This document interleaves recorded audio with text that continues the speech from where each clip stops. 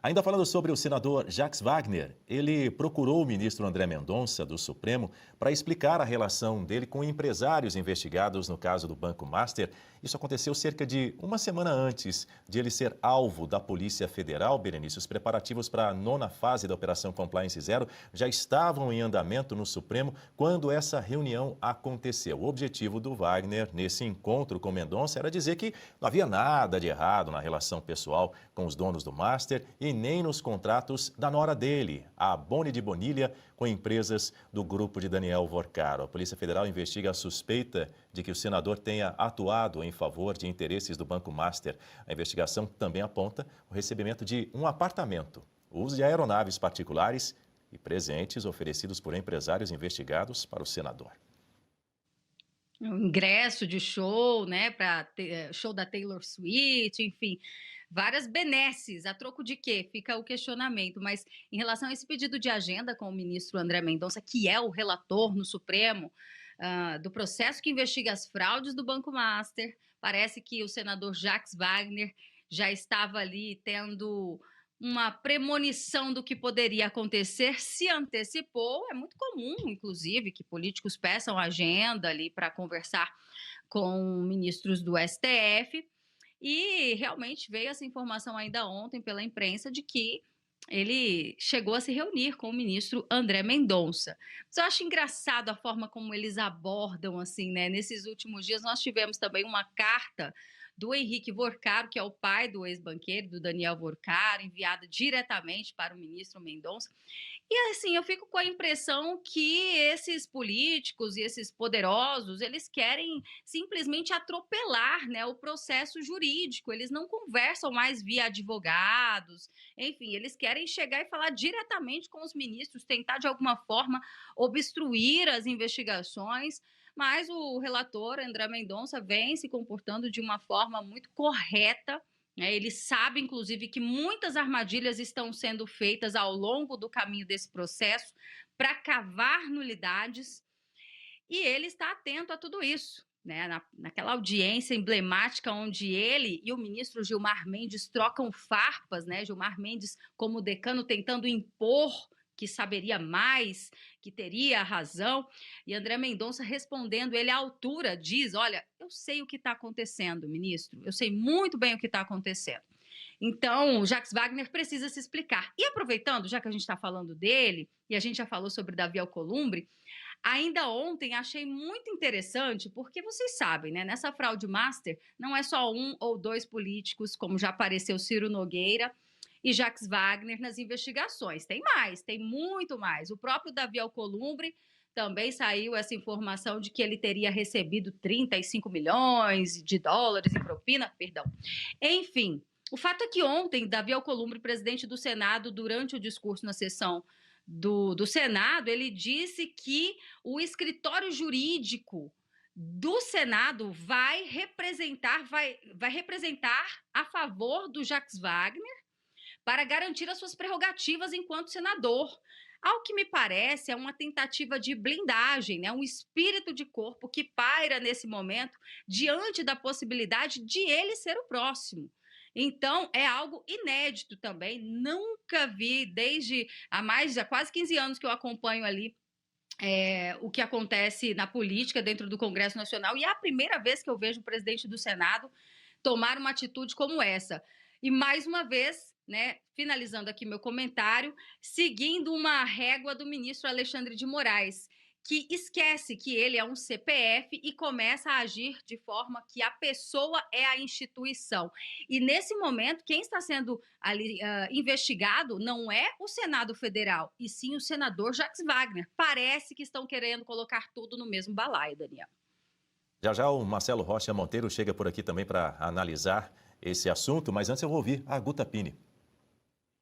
Em relação a essa advocacia do Senado, se eu não estou enganada, o senador Alessandro Vieira também está se valendo dessa advocacia para sua defesa aí, porque ele também foi acionado, né? E eu também discordo em absoluto. Eu entendo que a advocacia do Senado é algo institucional a partir do momento em que o senador é acionado por conta do seu CPF, ele que arque com o seu advogado e vá resolver os seus problemas com a justiça.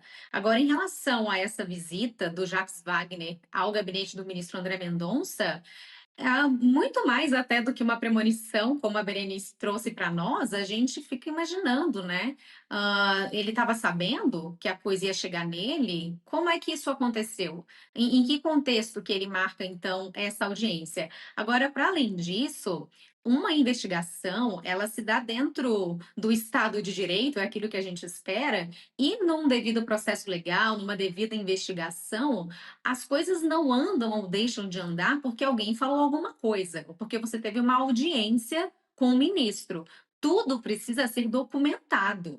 E não é um disse-me-disse. Então, a Polícia Federal, quando ela faz o pedido da busca e apreensão, isso chega no ministro, ele só assina a ordem porque ele analisou toda aquela documentação. Então, o que que o ministro Jacques Wagner achou que ia acontecer? Que ele ia impedir uma operação da Polícia Federal porque ele falou alguma coisa, você precisa contra-argumentar aqueles documentos, aquelas transações, mostrar que aquilo ali não está errado.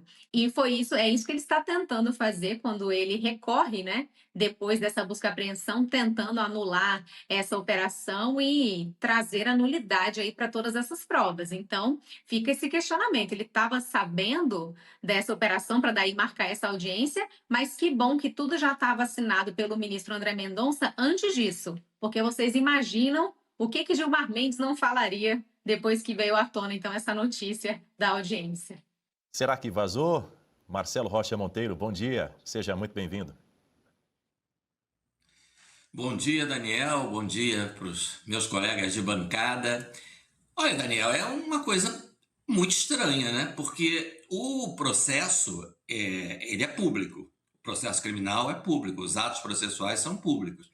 Só que no caso do Banco Master, do Daniel Borcaro, nós ainda não temos um processo.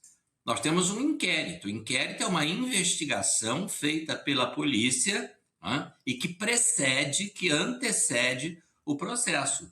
E os atos do inquérito são sigilosos, ou pelo menos desse inquérito, né, são sigilosos.